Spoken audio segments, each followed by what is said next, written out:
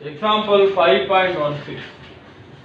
Using appropriate interpolation formula, find the number of students whose weight is between 60 and 70.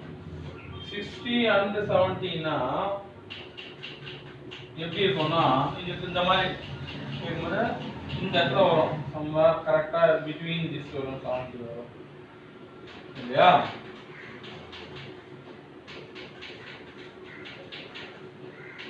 அப்போ எப்படி நம்ம கண்டுபிடிச்சு, ஏன்னா இது வந்துட்டு கரெக்டா எக்ஸாக்ட் கொடுக்கல. 0 ல இருந்து 40 வருது, 40 ல இருந்து 60 வருது, 60 ல இருந்து 80 வருது. இந்த டோட்டலை யூஸ் பண்ணி நம்ம 0 to 70 கரெக்டாக பிட்வீன் 50 and 70, 50க்கும் 70க்கும் நடுவில் கண்டுபிடிக்கும். அப்போ நம்ம இப்போ சப்போஸ் இந்த குமுலேட்டிவ்ல போட்டுட்டு 70 கண்டுபிடிச்சா என்ன கிடைக்கும்னா 0 to 70 கிடைக்கும். இது அப்படியே குமுலேட்டிவ்ல போட்டுட்டு 70 அந்த ஃபார்முலால y70 கண்டுபிடிச்சோம்னா என்ன ஆகும், நம்மளுக்கு y70க்கான அப் டு y70க்கு நம்ம என்ன கிடைச்சிரும், வேல்யூ கிடைச்சிரும். அதுக்கப்புறம் அப் டு 60க்கு இது அப் டு 60க்கு தான் இருக்கும், இதுவும் ஆட் பண்ற மாதிரி இருக்கும். 60க்கு மேல தான் இது. அப்ப அதை சப்ட்ராக்ட் பண்ணிட்டோம்னா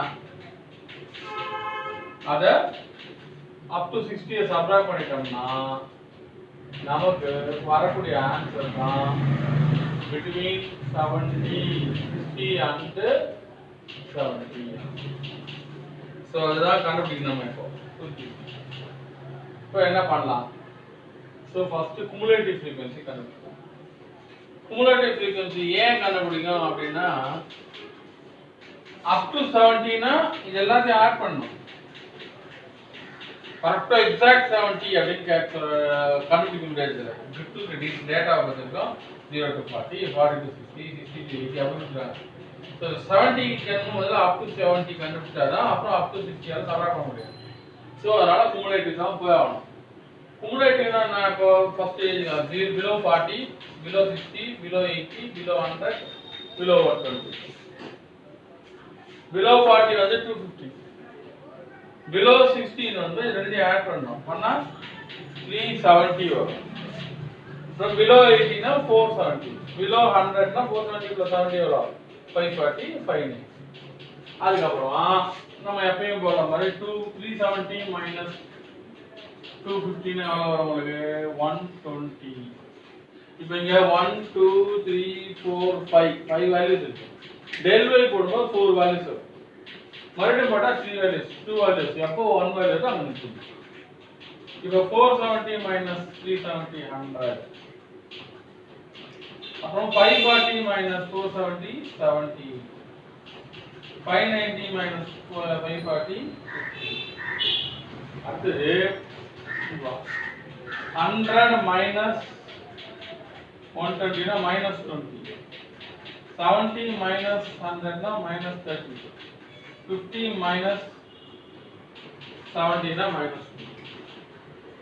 இது minus 30 plus 20 னா எவ்வளவு வரும் minus 10. அதே minus 20 plus 30 னா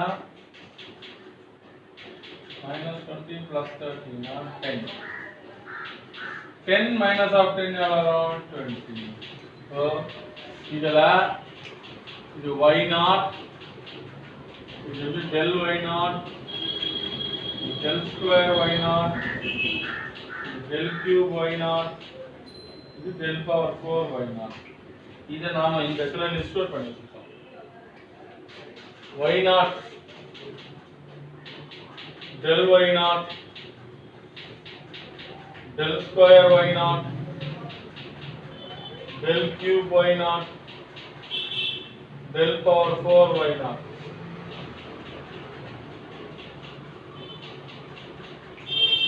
y 250, இது 120, இது minus 20, minus 10, ஓகேவா?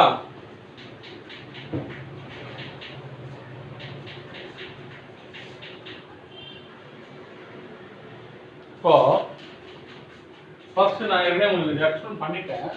Let us calculate the number of students whose weight is below 70. First below 70, 0 to 70 கண்டுபிடிச்சு அப்புறம் அந்த 0 to 60 ல சப்ட்ராக்ட் பண்ணணும். ஸோ அதுக்கு பேசிக்கலாக நம்ம கண்டுபிடிக்க வேண்டியதெல்லாம் பார்க்கணும். என்ன பண்ணணும்? எக்ஸ் நாட் எது? இப்போ எக்ஸ் அப்படிங்கிறது எவ்வளோ? எக்ஸ் இப்போ இந்த ஏற்ற பிறகு நம்ம 70 தான் கண்டுபிடிக்கும். பிலோ 70னா 70 கண்டுபிடிக்கும். எக்ஸ் நாட் இப்போ இதோட பிகினிங் வந்துட்டு என்ன இருக்கும்? பிலோ என்ன பார்த்தோம்? 40 இல்லையா? பிலோ 40 பார்த்தோமா இல்லையா? அப்போ நம்ம என்ன பண்ணோம்? எக்ஸ் நாட் வந்து 40ன்னு கொடுக்கணும். H and the difference எவ்வளோ வந்து 40, 60, 80, 100 but whole நடுவுல difference வந்துட்டு 20. So இதுல போட்டோம்னா 40 plus n into h 20 equal to 70. 20 n equal to 70 minus 40. 20 n equal to 30. So n equal to 30 by 20. So n equal to 1.5. So n ஓட value எவ்வளவு வந்துருக்கு பாருங்க? 1.5. இந்த வேல்யூ தான் ஞாபகத்துல வச்சுக்கணும். n ஓட வேல்யூ ஞாபகத்துல வச்சுக்கணும். ஓகேவா? அது பாருங்க. n ஓட வேல்யூ எவ்வளவு வந்திருக்கு? 1.5.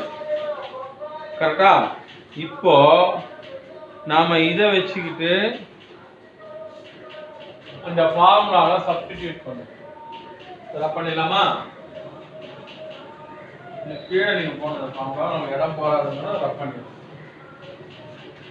So y70 equal to இப்போ நம்ம இங்க y0 எடுத்துக்கொண்டு 250 plus n வந்துட்டு 1.5 by 1 factorial 1 தான் into del y0 வந்து 120 சரியா plus 1.5 minus 1 by 2 factorial 2 into del square y0 minus 20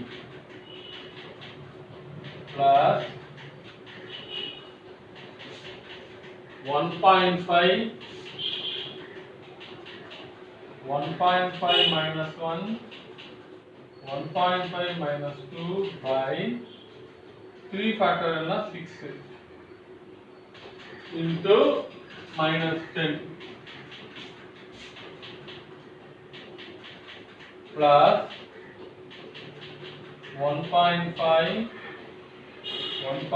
minus 1 1.5 minus 2 1.5 minus 3 by 4 factorial 24 into 20.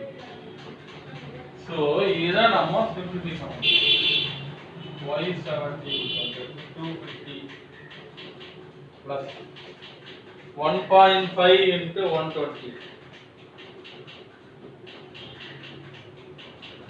will give you 180 plus. So இங்க பாத்துட்டோம்னா இந்த 2க்கும் இது கட் பண்ணி 10 ஆயிடும். 1.5 minus 1 னா 0.5 இல்லையா? அப்ப அப்படியே மல்டிப்ளை பண்ணா 1.5 into 0.5 into 10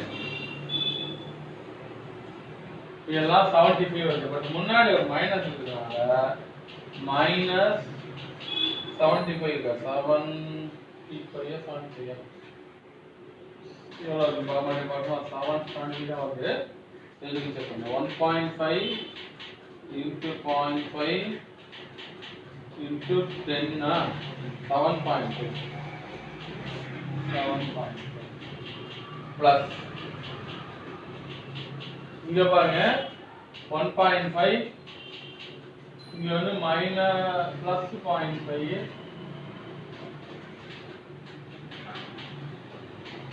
இங்க வந்து minus 0.5 இது ப்ளஸ் 0.5 இது மைனஸ் 0.5 இங்க ஒரு minus minus into minus plus வந்துடும் அதனால பிரச்சனை கிடையாது 1.5 1.5 minus 1 எவ்வளோ 0.5 into 0.5 1.5 minus 2 னா minus 0.5 so 0.5 into your 10 that divided by 6 இதுக்கு ஆன்சர் 0.625 வருது ஓகேவா இதுல என்னன்னா இந்த மைனஸ் ரெண்டு மைனஸ் வரதுனால அது ரெண்டு மைனஸும் பிளஸ் ஆயிடுது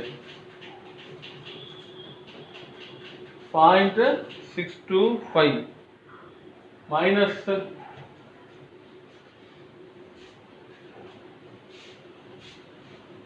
1.5 minus 2 வந்துட்டு minus 0.5 வருதா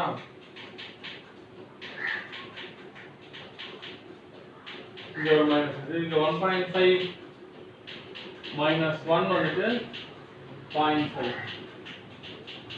இங்க மைனஸ் இந்த மைனஸ் பிளஸ் ஓகேவா அடுத்தது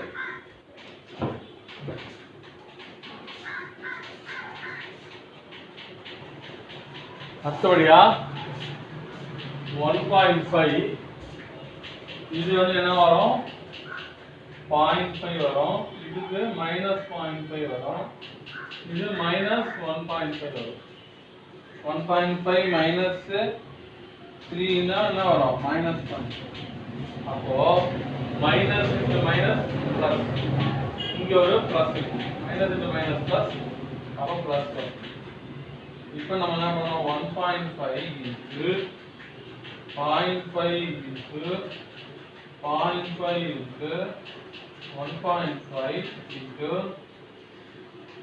20 divided by 24 போட்டா நான் வந்து 0.4646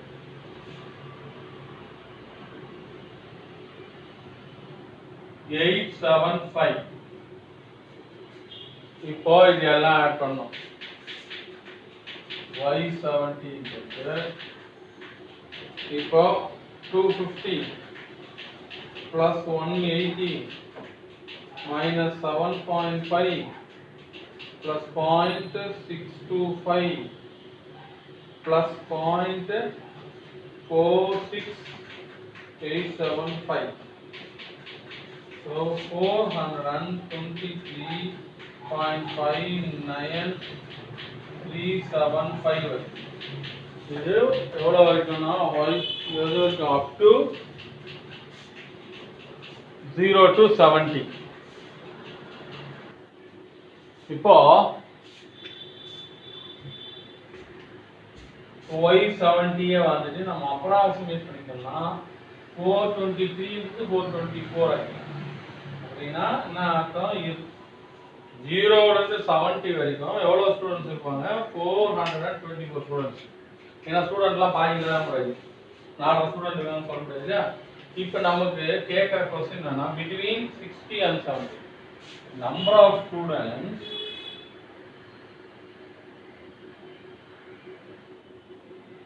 between 60 and 70 வந்து எவ்வளவுனா y70 minus y60 அதாவது up to 70 into 424 up to 60 னா up to 60 வரைக்கும் up to 40 வரைக்கும் up to 60 னா இது ரெண்டு அந்த குமுலேட் பண்ணீங்கன்னா 373 அப்போ 424 ல 370 போனா 424 ல 370 போனா பேலன்ஸ் வந்து 54 இது வந்து அப்ராக்ஸிமேட்டா 54 ஸ்டூடண்ட்ஸ் அப்ராக்ஸிமேட்லி